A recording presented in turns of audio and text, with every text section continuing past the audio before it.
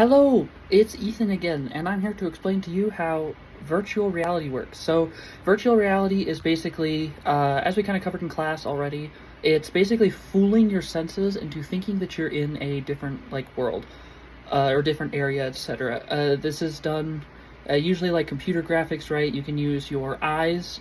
Your a screen will play different images in your eyes to make your brain think that you're seeing something else. If you have really good 3D sound, you can create the sensation that sounds are coming from behind you, in front of you, to the side of you, etc.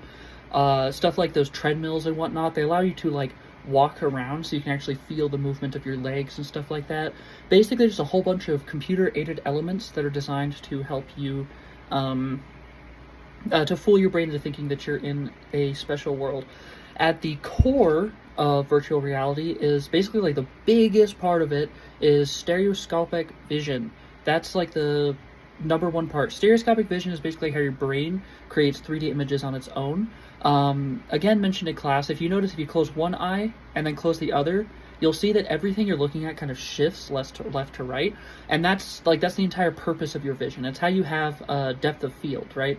My favorite example is if you the hot dog test or whatever, close one eye and then try to put your fingers together. You notice it's really hard because you have no sense of depth. But basically, your brain combines these two images that are slightly offset. They give two different perspectives, slightly different perspectives on the same thing, and your brain can turn that into a 3D image.